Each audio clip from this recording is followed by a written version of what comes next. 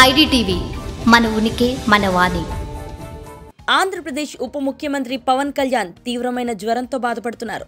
రీసెంట్గా తన చిన్న కొడుకు అగ్ని ప్రమాదానికి గురైన సందర్భంలో తీవ్ర మానసిక ఒత్తిడికి గురవడంతో పాటు వరుస ప్రయాణాల నేపథ్యంలో శారీరకంగానూ ఆయన బలహీనపడ్డారు.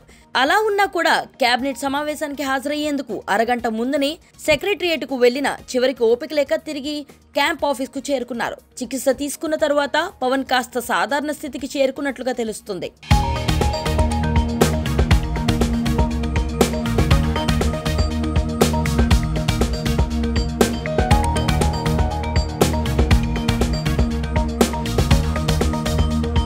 ఏపీ ఉప ముఖ్యమంత్రి పవన్ కళ్యాణ్ అనారోగ్యం బారిన పడ్డారు. తీవ్ర జ్వరంతో ఆయన బాధపడుతున్నట్లుగా తెలుస్తుంది. అయినా కూడా ఉప ముఖ్యమంత్రిగా మంత్రిగా తన బాధ్యత నిర్వర్తించడం కోసం ఆయన కేబినెట్ భేటీకి హాజరు కావాలని నిర్ణయించుకున్నారట.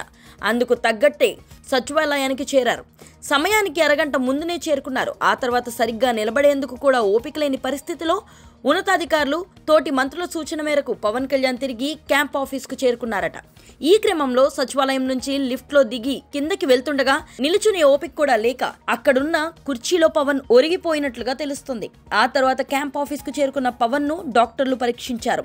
తీవ్రమైన అలసట కారణంగా అనారోగ్యానికి గురైనట్లుగా తెలిపారు. కాస్త విశ్రాంతి తీసుకోవాలని వైద్యులు చెప్పినట్లుగా సమాచారం. ఆ మేరకు కాస్త రెస్ట్ తీసుకున్న తర్వాత మళ్లీ అధికారిక కార్యక్రమాలకు హాజరయ్యారు పవన్. తన క్యాంప్ కార్యాలయంలోని ఉన్నతాధికారులతో సమావేశమయ్యారు. పంచాయతీరాజ్, ఆర్థిక శాఖ ఉన్నతాధికారులతో మాట్లాడారు. ఆయా శాఖల పరంగా జరుగుతున్న పనుల ప్రోగ్రెస్ ను తెలుసుకున్నారు. ఇలా ఉప ముఖ్యమంత్రిగా తన బాధ్యతలను సక్రమంగా తీరుస్తున్న పవన్ ను చూసి జనసేన కార్యకర్తలు, అభిమానులు ప్రశంసిస్తున్నారు. ఆరోగ్యాన్ని కాపాడుకోవాలని కోరుకుంటున్నారు. ఇక రీసెంట్ గా పవన్ కళ్యాణ్ చాలా మానసిక ఒత్తిడికి గురయ్యారు. తన చిన్న కొడుకు మార్క్ శంకర్ పవనోవిచ్ సింగపూర్ లోని ఓ సమ్మర్ క్యాంప్ లో అగ్ని ప్రమాదానికి గురవడంతో పవన్ చాలా టెన్షన్ పడ్డారు. మార్క్ ఊపిరితిత్తులోకి పొగ చేరిందన్న విషయం తెలిసి ఆందోళన చెందారు. అప్పటికి అధికారిక కార్యక్రమాల్లో ఉన్న పవన్ వాటన్నిటిని పూర్తి చేసుకుని సింగపూర్ వెళ్లారు.